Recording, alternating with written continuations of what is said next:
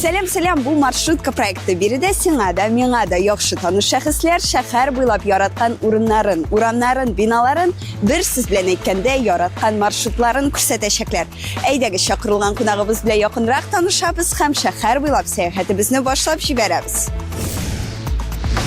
Әйтерсең лә ул туганда кулына микрофон тотып туган. Кичкенәдән телевидениедә үскән егет. Чын мәгънәсендә острый ум иясе һәм инде Татарстанның атказанган мәдәният хезмәткәре Иван Остроумов.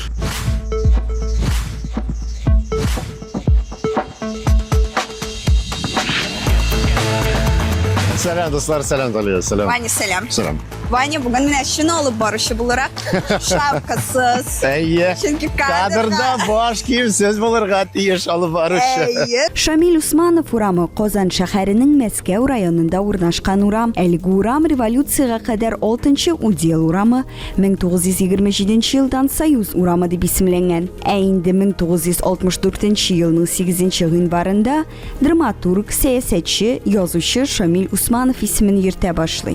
Нәкъ ул Казанда беренче радиостанция ача һәм 1927 елның 7 ноябрендә беренче татар радиосы Шамил Усманов тавышы белән Казан сөйли дип үзенең беренче сүзләрен яңгырата. Әлеге урамда Яңа гасыр телерадио компаниясе бинасы урнашуы да юкка түгел.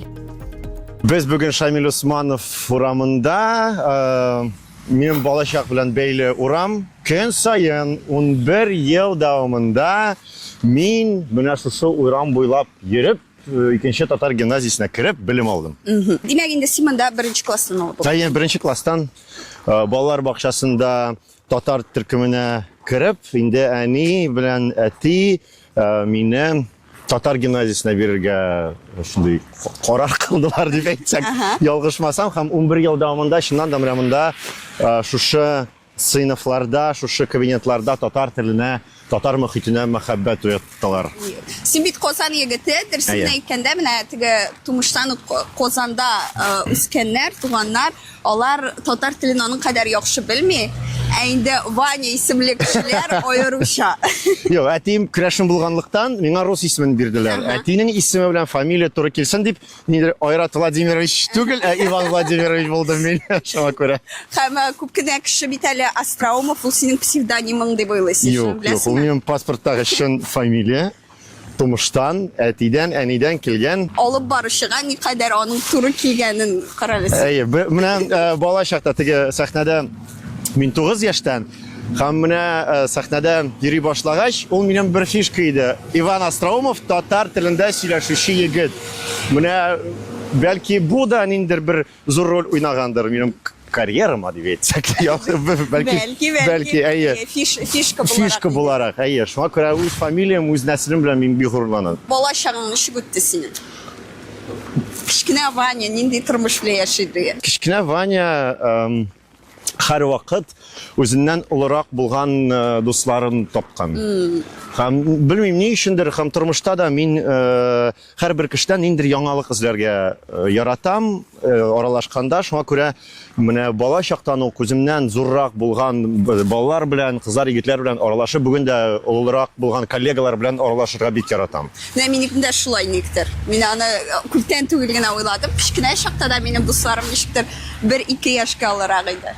Һәм хәзердә ничектер шулай дәвам итә. Чөнки алар күбрәк белә, аларның тормыш тәҗрибәсе зуррак, һәм һәр вакыт ниндер ярдәм кулын сузып, ниндер киңәшләр биреп, менә шулай яшибез.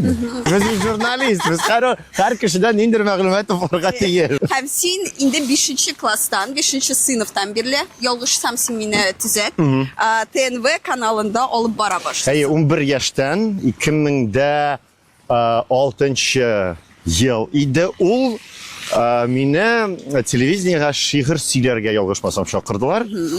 Һәм ошаттылар. Бик яхшы сөйләгәнсең. Әйе, ахрысы. Роза Диятуллина, беренче редакторым, ул хәзер Шаян ТВ каналының дубляж студиясе җитәкчесе. Һәм аның белән бергә Тамчы тапшыруын алып барган идем. Хәзер ул тапшыру ябык. Менә балалар һәм яшьләр тормышын яктыртучы тапшыру иде ул. Бик кызыклы. Дөресен әйткәндә хәтерләмим мин аны. Әмма беренче Adımlarını hatırlayayım. Менә беренче съемка көне алдыннан мин классташым белән сугыштым. Бик зур шундай фингал алып, кадрга керергә туры килде. Аллага шөкер, гримерлар бар бездә. Шулай итеп, син ТНВ каналында эшли башлыйсың. Һәм менә синең өчен ул вакытта нәрсә иде ул? Теге син аны бәлки аңламый да Аңламадым да. Белмим, ни өчен килдем мин телевидениега, нинди сәбәпләр алып килдем монда. Шул вакытта аңламадым мин. Һәм хәзер менә син сорау биргәч уйладым, ул бик зур тәҗрибә. Чөнки сөйләм телен камилләштерү процессы нәкъ менә телевидениедә бара. Чөнки син аеруча туры эфирдә эшләгәндә синең уйларга вакытың юк. Шуңа күрә сүзлек запасы да зур булырга тиеш, индер ситуацияләрдән син тамашачыга сиздермичә чыгарга тиеш. Чөнки туры эфир вакытында бик күп ситуацияләр була, бик күп форс-мажорлар була. Суфлер эшләмәй башлый, индер камера эшләмәй башлый, ут эшләмәй башлый. Менә шул ситуацияләрдән төрлечә чыгарга кирәк. Син хәзер здравствуйте тапшыруны алып барасың рус телендә инде хәзер. Һәм ШНТВ каналында бергәләп өйрәнеп тапшыру. Шулай рус телендә. Әлеге дә уйладым. Ялгышмасам, ул ШНТВ каналында бердән-бер рус телендә тапшыру. Әмма без анда татар телен өйрәнәбез балалар белән. Хәзер ничек теге татар телен камилләштерү дип сөйләшсең, рус телендә тапшыру. Шуны да карале. Уйламадым. Ике тапшыру, икесе дә рус телендә. Менә әзрәк теге төзәтергә кирәк, бәлки тагын берәр яңа тапшыру. Бәлкем, әйдәгез бергәләп уйлыйк, нинди тапшыру алып барыр иде Ваня. Менә күптән түгел социаль эшләтәрләрдә дә бер видео шундый вируска әйләнде, бәлки син аны күргәнсеңдер дә. Анда Якубович әйтә, мин поле чудесның нәрсә икәнен белмим дә, чөнки минем аны бер кайчан да караганым юк. Менә синең очракта ул ничек? Син үзеңнең тапшыруларыңны карыйсыңмы теге? Бәлки махсус түгелдер, бәлки ялгыштыр, бәлки ниндидер теге син үзеңне анализлау өчен. Менә моның өчен карыйм, теге үземне менә мине телевизордан күрсәтәләр дип үземне карамыйм. Айга бер тапкыр теге бергәләп өйрәнек тапшыруын карыйм, здравствуйте тапшыруын карыйм, үземнең. Шуннанмы? Яки син моны Юк, уйлап тапмадым, мин аны чыннан да карыйм. Теге айга бер-ике тапкыр үземне анализ ясау өчен, чөнки һәр вакыт салып баручы камилләшә белергә тиеш. Һәм ниндер менә шул сүзне дөрес әйтмәдем, камерага дөрес карамадым, шул ситуациядән дөрес чыкмадым, үземнең өчен информация туплыйм. Һәм син әле күп кенә чараларда алып барасың. Һәм менә мин шундый фикер ишеткәнем бар. Мин аны башка алып баручыдан ишеттем. Хәзер син кемнән икән? Син турыда түгел, гомумән алып баручылар турында. Бар икән имеш шундый бүленеш. Име? Мәсәлән, менә бар бит инде безнең төп алып баручылар. Аларны без бөтенебез беләбез. Мәсәлән, әйтеп чыгармаймы? Найдам да мин кемнәрне беләм. Теге топ алып баручылар. Ну, мәсәлән, теге дәүләт чараларында, гомумән ниндидер концертларда миңа калса гел алар алып баралар. Кем әйдә? Син, Идел Киямов, Тагир Исмагилов, ну, Руслан Закировны кертергә буладыр бәлки бу исемлеккә. Илнур Фасхуддинов. Әйе. Ришат Ахмадуллин. Әйе. Ну, менә миңа калса шулардыр. Әйе. Яхшы, әзрәк бар икән әле миндә дип күзаллам. Һәм менә миңа шундый фикер әйттеләр. Алып баручылар, аларның менә шундый теге негласный дип әйтик, инде бүленеше бар икән. Мәсәлән, Ваня Астраумов менә мондый чараларны гына алып бара, Тагир Исмагилов мондый чараларны гына алып бара дип. Мәсәлән, ул бүленә ничек теге кайфы буенча, тематикасы буенча түгел, мәсәлән, кемдер мэрия чараларын гына алып бара, кемдер дәүләт чараларын гына алып бара, рәис катнашкан, бу дөресме, яисә бу миф? Бу дөрес түгел, бу миф. Миңа калса, белмим, бәлки андый бүленеш теге ниндер төрләрдә бар да. Үзең күзәткәнең юкмы? Юк. Мин теге мэриядә да чаралар алып барам, рәис катнашындагы да чаралар алып барам, форматтан китә. Чөнки кайбер концертлар ул теге бәйрәм концертлары, кайбер концертлар ул рәсми бүләкләү тантанасына юнәлтелгән концертлар. Менә бәлки менә бу очракта ниндер бүленеш бар. Димәк инде кемдер теге җиддирәк чаралар. Мин инде күңел ача мин торган. күңел ача торган чараларны яратам. Теге шәһәр көннәрен 9 майларын халык җыела, син алар белән аралашасың, рәхәтләнеп аларга нидер сүз бирә аласың, теге сәхнәдән төшеп тамашачылар янына.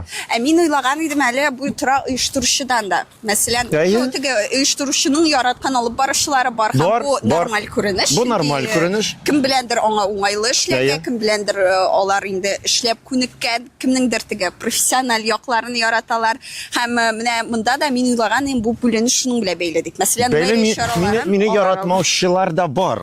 Дөресен генә әйткәндә, Кемнәр алып баручы. икән ул? Алар атамыйбыз, минем белән теге махсус түгел, эшләргә яратмаучылар да бар.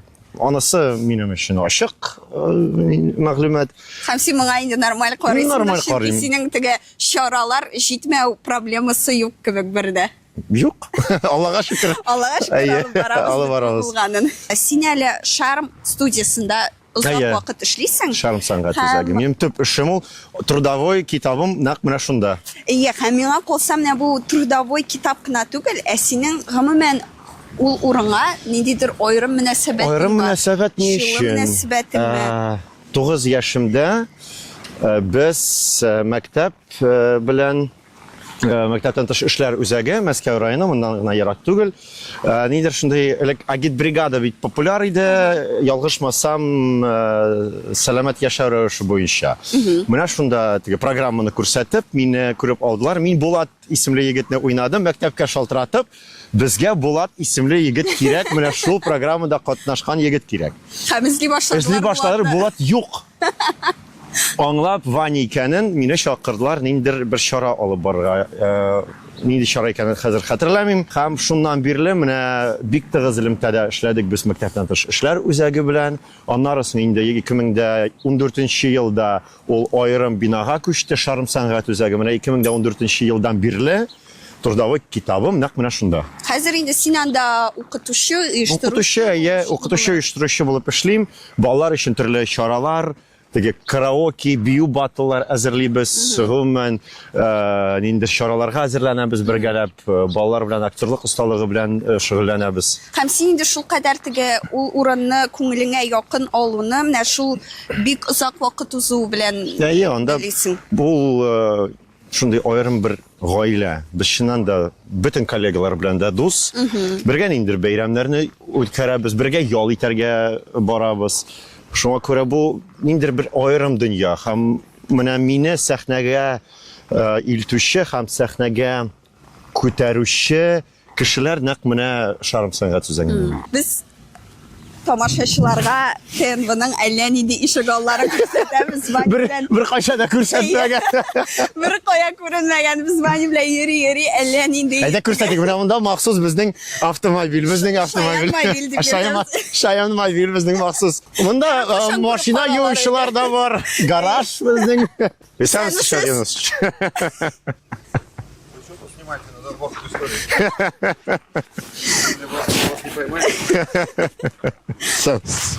Маршрутку снимаем для Шаяна.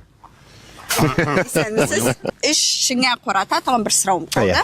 Син алдыңгылар хәрәкәтендә озак түгел генә эшләп аласың һәм Әйе. мин моңа син урнашкач шаккаткан идем инде. Мин әйтәм, Ваняның эше былай да теге тул чараларда, аннары килә телевидение, юк, башта иртүк телевидениега килеп, туры эфирда Әйе. ясый. Аннары китә чарага, аннары китә Шармга, аның арасында Шаянга килеп ун тапшыру рәттән язып ала. Бер Һәм көндә. әйтәм, бу алдыңгылар хәрәкәтендә менә бу тормышының кайсы мизгелендә эшләр микән инде дип. Ләкин син анда керәсең һәм син анда менә нинди вазифа үтисең. Мин Казанның Киров һәм Мәскәү районы буенча менә шул алдыңгылар хәрәкәтенең җитәкчесе идем. Бер елдан артык. Һәм моннан китү сәбәбең шул вакыт җитмәүлеге идеме? Вакыт җитмәү, чыннан да. Чөнки бик күп вакыт, бик күп игътибар таләп итә. Бу чыннан да бик зур эш.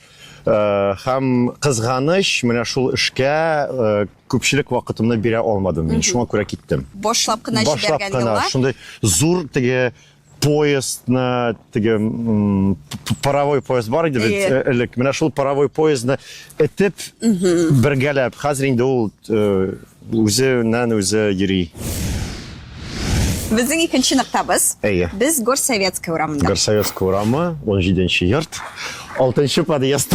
Синең үскән урам. Әйе, мин монда 8 яшькә кадәр яшәдек. Горсовет урамы Казанның Мәскәү һәм Киров районнарында урнашкан урам. Урам 19-нчы гасырда барлыкка килә һәм Кизик белән җиләк бистәләрен тоташтыручы юл була. Урам тарихы дәвамында 1-нче аркылы һәм 1-нче аркылы Кизик, Луговая дип йөртелә. Соңрак аны Горсовет урамына үзгәртәләр. Шундый бала чагымда күрә шушы урамда узды. Уйнап, көлеп, елап, сугышып. Ниндидер теге кызыклы вакыйгаларың бармы синең менә моннан? 7 яшь, 8 яшь. 8 яшькә кичкене. Мин үземне ничектер шундый 11-12 яшьтән бирле хәтерлим бала чагымны. Әмма менә монда спорт мәйданчыгы юк иде. Без теге гадәти балалар уены яфраклар алып кибет уйнадык без. Менә монда лифт белән идарә итүчеләр утырды. Аларның аерым бер бинасы бар. Менә шунда качышлы уйнадык без. Игә киргә курка идек. Чөнки кире чыгармаслар. Менә монда көне-төне мәктәптән соң балалар бакчасыннан соң бергәләп уйнадык. Күз яшьләре дә чыга башлый. Чөнки менә һәрбер подъездда дусларым яшәде. Белмим, бүген яшиләрме юкмы, аралашмыйбыз кызганычка. Менә монда мине тәрбияләгән күршедә яшәгән иде, хәзер ул юк. Бала чагымны бик сагынам, дөресен әйткәндә. Чөнки менә шушы урам белән әни дә искә төшә, Дәвани белән әбекәй дә искә төшә, алар кызганыч хәзер инде юк. Аларны бик сагынам. Менә монда апа туй уйнагач, мин балконнан, миңа 3 яшь иде, балконнан кул булгап, әни кулында, күрше кулында, дөресрәге. Чөнки әни китте бәйрәм итәргә, мин күрше белән калдым 3 яшьтә. Алмадылар, әйе. Һәм ни өчен менә шушы урам ул чыннан да бала чак белән бәйле. Бала чагымны бик сагынам мин. Һәм менә әни киткәндә инде 8 ай әни булмаган вакыттан мин үземне зур кеше итеп саныйм. Менә әни киткәннән соң. Менә шунда ничектер теге олы тормыш башланды. Олы тормыш башланды. Аллага шөкер, апа исән, әти исән, ничектер беләсеңме? Үскәндә әти белән аралашмадык. Менә әни киткәндә мин әтиемнең кирәклеген сиздем. Әти белән хәзер бик аралашабыз. Хәзер менә 1 айлык Дәвани китте. Һәм менә әти белән элемтә ничектер ул ныгыды. Әйе, чыннан да менә бала чактан ук әти-әнинең кадерен белеп үсәргә кирәк. Әниң турында сөйләшеп алык инде, сезнең элемтәгез бик ныклы иде. Һәм син теге социаль эшлектәрдә дә сез ничектер менә әни бала кебек тә түгел, бик якын дуслар кебек идегез. Әйе, ул теге камерага төшәргә бик яратмады. Аны яратмавы миңа күчте. Мин төшәргә ярата камерага. Һәм ул теге идә бий башлый, мин аны телефонга төшерәм. Машинада җырлый башлый, мин аны телефонга төшерәм. Бик яратмады. Без чыннан да дус идек. Һәр вакыт ниндер киңәшләр сорап, иң беренче чиратта аңа шалтыраттым. Теге аерым фатирлар алганда да атнага 1 тапкыр булса да аңа кирергә, кунакка кирергә, инде мин кунак аның инде аңа кунакка кирергә һәр вакыт таба идем. Һәм әтиң турында менә син беренче тапкыр, мин синең социаль эшлектәрләреңнән инде күптән күзәтәм, ләкин беренче тапкыр менә социаль эшлектәрдә туган көнне шулай теге синең сөйләгәнеңне бәлки мин моңа кадәр күрмәгәнмендер. Бәлки бу шуннан да менә беренче тапкыр булгандыр. Ничектер әтиң турында бик аз сөйләйм. Мин гомумән гаилә турында бик аз сөйлим. Чөнки минем хәзер шәхси тормышта бар. Минем кеше белән бергә торабыз һәм шәхси тормыш ул шулай атала да шәхси тормыш. Мин аны теге аудиторияга бик сөйләргә яратмыйм. Йөрәктә калырга тиеш түгел. Гаилә турында да шулай ук, әни турында да күп сөйләмәдем, апа турында да күп сөйләмәдем. Әти белән аралашмагач ничектер аның турында да сөйләмәдем. Әмма менә бүген әтигә Мамадыш якларынан зур сәламнар. Минем анда да тамырларым бар. Актаныш якларында да әни ягыннан бик күп тамырлар бар. Аларга да күп сәлам. Менә ничектер белмим. Үз ишеңдә саклыйсың, ничектер саклап. Ул минем шундый теге бик зур сер сандыгы минем гаилә. Һәм менә шул бар серләрен, барлык эмоцияләрен үземдә сакларга уйларым һәрвакыт. Шундый дусларымны да бик шундый җитди рәвештә сайлыйм мин. Кем белән аралашырга, кем белән дистанция тотарга турында да һәрвакыт уйлыйм. Чөнки белмим, мин бәлки психологик яктан үз-үземне саклыйм шулай итеп.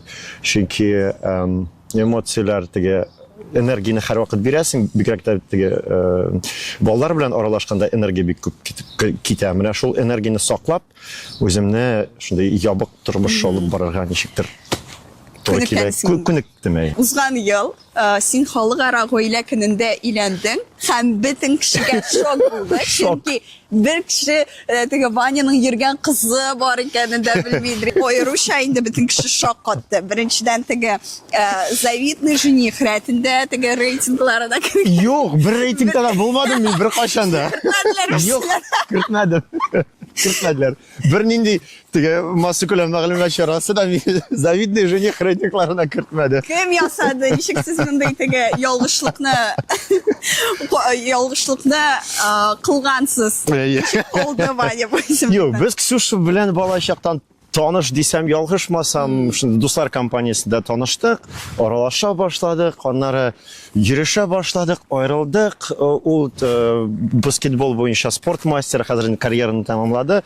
Ул төрле шәһәрләрдә булганлыктан бик сирәк очраштык без аның белән. Ул то контракт белән Мәскәүдә, Екатеринбургта, Самарада. Шуңа күрә менә соңгы берничә ел инде мин аңа кунакка барып, ул отпускка миңа килеп шулай йөрештек тә. Кичкенәдән танышты белмәгән идем дә, теге күптәннән таныштык инде. Күптәннән таныш без 12 елга якын танышбыз. 12 ел тирәсе яшулай. Ничек аңладың нәкъ ул синең вә син аның белән тормышыңны алып барырга әзер икәнен? Барыбер бит инде синең яныңда хатын-кызлар гел күп бу синең профессияңа бәйле чөнки иң шибәрләре дә бик күп, иң акыллылары да ниндидер теге карьера ягыннан да теләсә кемне сайларга була. Син менә ничек ул сине нәрсә белән иҗат белән якын түгел. Менә шуңа күрә бәлки. Чөнки ике гаиләдә ике иҗади кеше минем өчен ул ниндидер теге атомный бомбасы халәткә китерүче шундый бер сәбәп. Кызыклы фикер. Гадәттә бит теге ничектер киресенчә әйтәләр. Хәзер иҗади гаиләләр бик күп бергә иҗат итәләр, бергә яшиләр, Аллага шөкер, исәнлек, саулык алырга. Мин үземне ниндидер иҗат кешесе белән бәйләргә уйламадым да бер кашан. Һәм сез инде менә 1 елдан артык хәзер Юк, бер ел була әле май аенда. Юк, мен әйткәндә без гаилә көнендә гаилә корырга уйламадык та. Менә декабрь аенда теге 6-7 майларга ЗАГСка заявление гариза яздык, чөнки ул как аның сезоны тәмамлана. Ул Казанга килергә тиеш иде һәм менә шул 9 май алдыннан, чөнки 9 май минем теге гадәти чаралар эш көне эш кешесе. Туй көнендә менә шул эшләр арасында тиз генә гаилә корып алга таба эшләргә китергә планнар булды. Әмма менә мин март аенда Сочида халыкара яшьләр фестивалендә эшләдем. Һәм анда булганда шалтыраттылар ЗАГСтан. Без сезнең белән таныш, без сезне беләбез. Карадык сезнең хатыныгызны, ул да бик шундый теге популяр теге спортчылар арасында танылган кеше. Һәм халыкара гаилә көнендә гаилә корырга тәкъдим иттеләр безгә.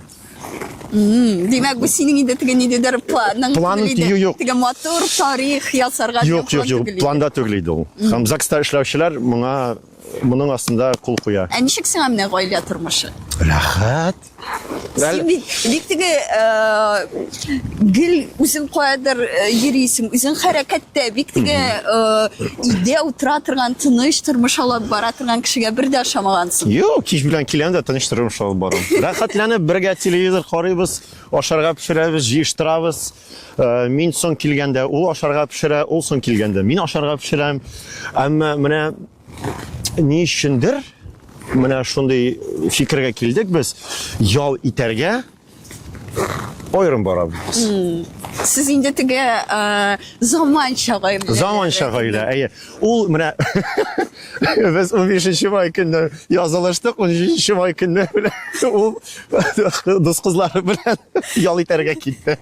Мин күбрәк теге Россиянең башка шәһәрләренә барырга яратам. Ял көннәрендә. Пятница ичеп китеп, якшәмбе көнне килеп Бу кайдым. бик кызыклы факт. Әйе. Һәм кайтканда сагынып кайтам. Өйгә кереп, сагынып, рәхәтләнеп кайтам.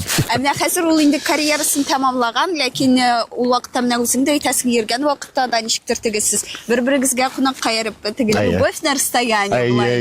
Менә ничек андыйга ирешәсең? Авыр түгелме? Авыр әлбәттә. Син көн сайын телефонда смс-каны көтәсең, социаль челтәрләрдә нәрсә язганын көтәсең, сагынып кайтасың, сагынып каршы аласың, һәм менә шундый километрлар аермасы, йөзләгән километрлар аермасы. Ул теге икенче Казанда теге Яшел Үзәнгә барып китү түгел, Самарларга, Екатеринбургларга барып, бу әлбәттә вакыт та таләп итә, нидер буш вакыт кирәк, шуңа күрә менә шундый километрлар арасы ул бик авыр. Һәм миңа калса, мондай очракта инде теге чыннан да гаилә төзү һәм ничектер мәхәббәтне саклау, нәкъ менә һәр кешенең хезмәтеннән тора. Син менә теге вакытыңны сарыф итәсең икән, ничектер барырга вакытта Башка эмоциялар ул. Һәм менә димәк инде сез саклап калып, ничектер хезмәт куйгансыз. Әйе. Аллага шөкер. Һәм безнең шундый традициябыз бар. Безнең кунакларыбыз, тамашачыларыбыз өчен бүләкләр калдыра. Ваня да бүген бүләген алып килде, ләкин без бүләкнең нәрсә икәнен сер булып калдырырга булдык. Әйтегез әлегә, әйе. Кая качырабыз? Менә монда күптән түгел менә добро пожаловать рәхим итегез дигән язма бар. Шул язма янында бер агач бар. Әйдә шул агач янында калдырабыз. Әйдә, димәк безнең сул ягыбызда Горсоветка 17нче йорт, уң ягыбызда спорт мәйданчыгы һәм менә рәхим итегез дигән язу астында, уң ягында сез инде бүләкне таба алачаксыз. Сиңа бирәм. Яхшылап качыр. Кар астында качабыз. Әйдә. Хәзер күмеп куябыз. Шуңа күрә карап йөрерсез. Әйдә. Менә шунда ятабыз. Кая үлән күренә, димәк аның янында бүләк. Без синең белән көтмәгәндә Казанның аэропортында. Хәзер менә әлеге ноктада берәр travel show башлана алыр иде. Сәлам, без Казанда менә син карта белән син теге алтын карта белән йөрдең. Мин 1000 сумга. $100. Әйе. Ни өчен әлеге урынны сайладың? Минем өчен Шиге. Минем өчен аэропорт ул шундый очрашу урыны. Минем Россия буенча дусларым бик күп, башка илләрдә дә яшәүче дусларым бик күп, һәм менә монда алар белән беренче очрашу урыны. Минем өчен инде бер башкача атмосфера, аэропортка килгәндә, каршы алганда да ничендер һәр вакыт кайдыр сәяхәт итәргә. Гел ниндидер яхшы рәхәт эмоциялар. Әйе. Һәм Ваняның кылагында да бүген самолетлы алга. Ул теге махсус кигән самолет түгел, ул апа бүләк иткән, әллә качан бүләк иткән шундый ни. Бүген димәк тематикасына карап сайламадың инде. Юк. Ялгыш. Ялгыш кына. Качарга бик яратам. Мин курыксам да. Куркасың? Мин куркам. Минем өчен теге эшнең башы һәм ахыры стресс. Мин теге бик шундый югары этажларны куркам, гоман югары биналарның куркам, очарга да куркам. Әмма очарга бик яратам. Габдулла Тукай исемендәге Казан халыкара аэропорты моңарчы 20 гасырның 80нче елларына кадәр Казан аэропорты хәзерге ипподром урынында урнашкан була. 1972 елда яңа аэропорт төзү турында карар кабул ителә. Ә инде 1979 елның 15 сентябрендә Казан-Сочи маршруты белән Ту-134 самолетында беренче рейс башкарыла. Бу көн аэропортның рәсми туган көне булып санала. 1986 елда Казан аэропортына халыкара аэропорт исемен тапшыралар. Казан аэропорты ул инде халыкара аэропорт. Монда да татар телен саклыйлар. Тукай язган шигырьләр, татар сүзләре, менә махсус ясалган фотозона бар монда. Монда гел теге берәр кая ачса, моннан берәр фото тыгайды бар. Гөлназ Сафарова яратам монда төшәргә. Мин дә аның турында уйладым әле генә сөйләгәндә. Син күптән түгел 30 яшьлек юбилееңне үткәрдең. Миңа 30.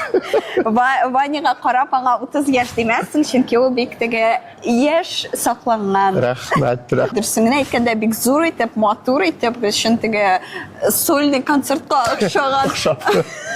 Юк, минем 27-28 яшь тулганда, шундый уйга килде, минем 30 яшьлегем. Шундый бер шоу булырга тиеш. Туганнарым, дусларым, коллегаларым өчен менә шундый бер зур бәйрәм. Чөнки 40 яшьне бәйрәм итмиләр. Алдагы юбилей инде 50 яшь, 30, 35. 20 ел көтәсе. Тагын 20 ел көтәсе була. Шуңа күрә 30 яшьемдә шундый зурлап бәйрәм итәргә булдым.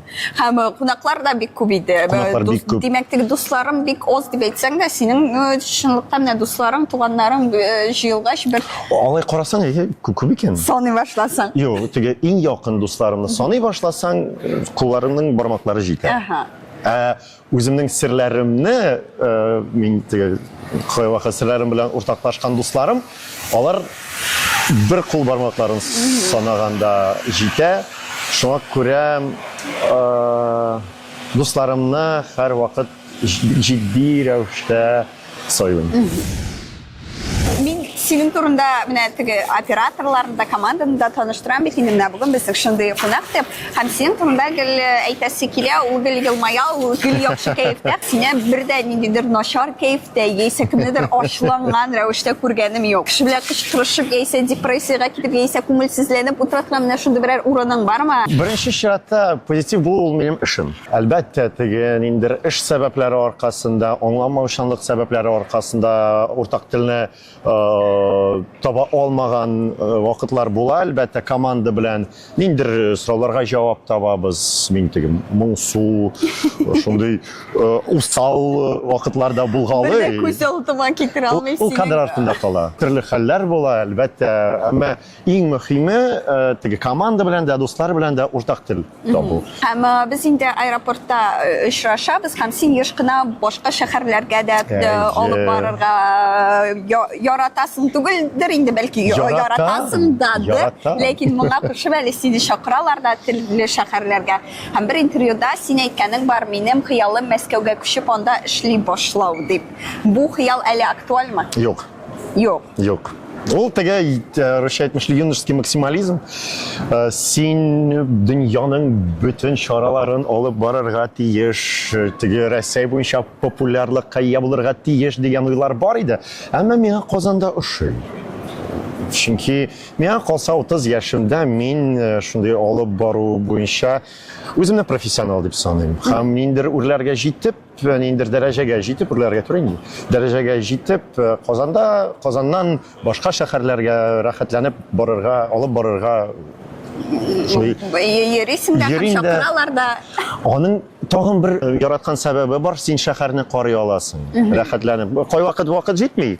Әмма вакыт булганда рәхәтләнеп, шәһәр буйлап йөреп, ниндидер яңа тәэсирләр алып, эмоцияләр алып, һәм миңа калса менә шундый төрле шәһәрләргә бару сәбәбе ул тарихны белү һәм башка шәһәрләрне карау. Димәк, син инде хәзер Казанда теге калырга, ниндидер теге Мәскәүгә китү амбицияләр. Әгәр дә мөмкинлек һәм ниндидер тәкъдим булса, бәлки Мәскәүгә күчәр идем.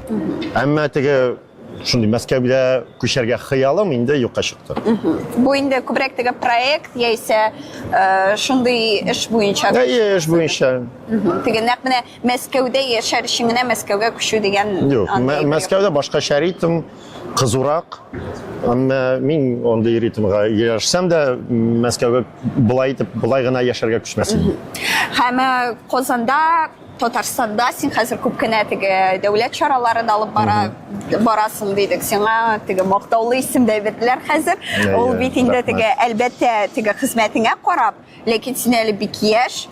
Моны да теге күргәннәр вакытында истә тотарга чыннан да бик шундый зур аванс. Әмма аванс түгел инде. Син монда үзеңне бигрәк теге. Юк, бу исемне дә дәлилләргә кирәк. Алган исемне дә ничә яшьтә алуына карамастан аны дәлилләргә кирәк. Һәм менә шуны әйтәсен, теге син генә Казанны һәм Татарстанны кадерләп түгел, Казан да, Татарстан да дәүләт та синең чиктер теге яратып, вакытында билгеләп, сине шулай дип кадерләп тора. Рәхмәт. Рәхмәт бик. Менә син телевидение кешесе буларак барыбер инде теге күбрәк син хәзер телевидение түгелдер, күбрәк алып бару чаралар алып барудыр. Шулай да менә үзең ниндидер проектлар, тапшырулар карап, бәлки дөнья күләмендә, бәлки Россия күләмендә менә берәр нинди тапшыруны үрнәккә куеп һәм алып барышны үрнәккә куеп. Познерны бик яратып карадым мин, чөнки ул бик яхшы интервьюер, кешенең халатына кереп, кеше мөхитен тоеп, кирәкле сораулар бирә торган кеше. Иван Ургант күңел ачу тапшыруларын бик яхшы алып бара. Менә аның вечерний Ургант тапшыруын карап, үстем мин дисәм ялгышмасам, чөнки анда менә импровизацияга өйрәнеп карадым. Менә шулай. Һәм миңа калса алып баручының аның теге ике вариант үсү юлы бар. Нинди? Беренчесе ул алып баручы һәм анда инде телевидениега тулысынча кереп китә һәм мәсәлән редактор, режиссер була һәм үз проектларын булдыра.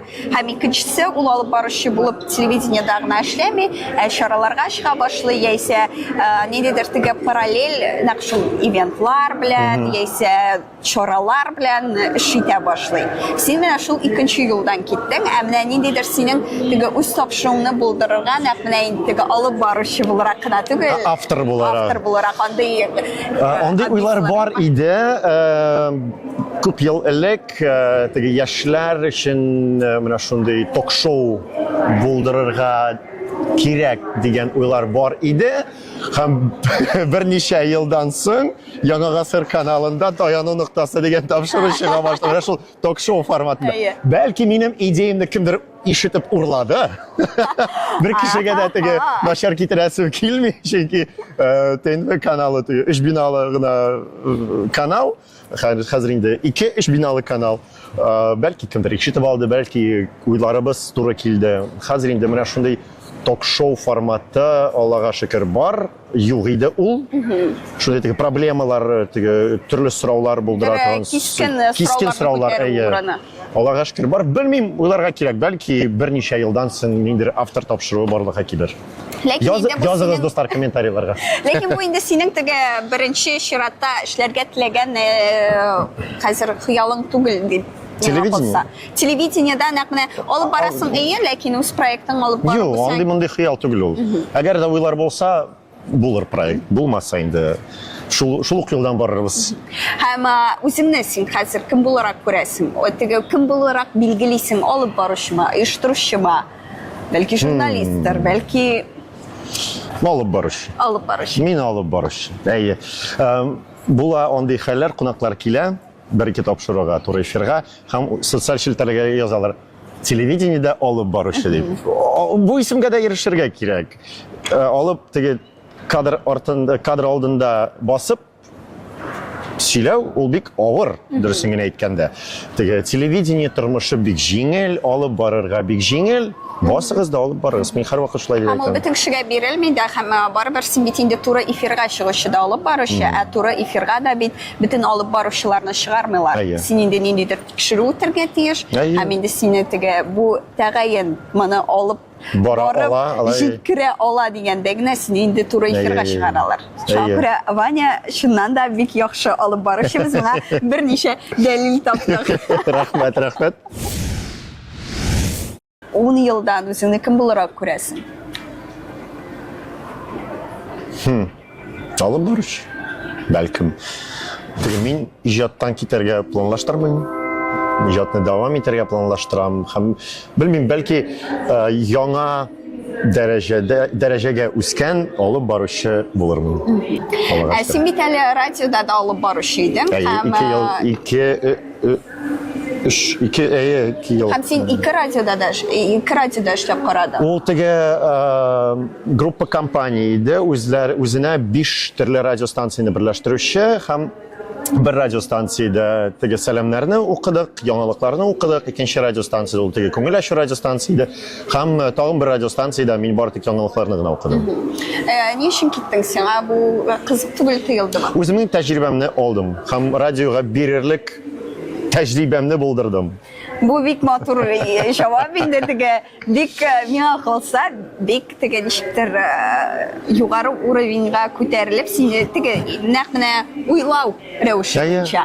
Анда инде син әйтә башлыйсың, мин әлеге урынга килдем, мин аннан алдым, мин аңа бирдем кирәклесен һәм киткән дип. Ләкин тормышта бит ул алай эшләми. Тормышта алай эшләмим. Ну вот аны бит инде син теге ничектер үзеңне инде ияләшкән урыннан кире күчерергә кирәк. Яисә сиңа анда күңелсез була башлый. Күңелсез теге минем өчен бу авыр да түгел, кызыклы да түгел, чөнки бу бик җиңел инде мәсәлән яңалыкларны уку минем өчен. Аның форматына ияләштем мин. Бигрәк тә теге коронавирус заманына эләктем. Өйдән дә радиода эшләргә була дигән фикергә килдек без коллегалар белән. Шуңа күрә инде шундый форматка ияләштем дә үземне яңа яктан ачарга теләдем. Әйдә русча әйтим инде, миңа калса сиңа анда стало скучно. В какой-то степени да. Ниндидер дәрәҗәдә я шул форматтан үстем мин. Һәм бу да бик нормаль күренеш. Бу да нормаль күренеш. Шулай булырга тиеш тә бит ул. Кемдер әйтә, эш урынын һәр 5 ел үзгәртергә кирәк. Яисә теге эшләгән вазифаңны үзгәртергә кирәк. Без Айдар Кадыров белән дә шуның турында сөйләшкән идек. Миңа калса, бу да моның да ниндидер бер шундый хак ягы бар. Һәм инде без интервьюны тәмамлаганда гел бирәбез бу сорауны, синең тормыш фәлсәфәң нәрсәдә? Яисә девизың дип әйт. Девизым бар, мин аны һәр иртә әйтәм. Ул рус телендә яңгырый. Пусть каждый следующий день будет лучше, чем предыдущий. Һәрбер киләсе көнең алдагы көненнән яхшырак булсын. Менә бит аның һәр теге фикерендә дә, тормыш фәлсәфәсендә дә, бөтен әйбердә дә позитив. Тормыштан позитив табырга кирәк булса. Һәм мин сокланам, бу бит теге кайбер кеше өчен ничектер аңа туры килми, ул менә ул гел елмаеп йөри, һәм ул нервын гына чыгара. Ә Ваня да ничектер органик менә ул Ваня һәм позитив ул бер-берсе ойрын яши алмый кебек инде. Хәзер интервью тәмамлагач, эшкә киләм дә компьютерда утырам да елмаюны тәмамлыйм. Һәм инде шундый матур, позитив ноктада без интервьюбызны тәмамлыйбыз. Рәхмәт сиңа бик зур. Шуннан да безгә бик кызыклы урыннар күрсәттең һәм синең белән рәхәт булды. Бик зур рәхмәт чакыруыңа. Сез дә, дуслар, бу тапшыруны карагыз һәм үзегезгә иң яраткан урыннарыгызны сайлагыз.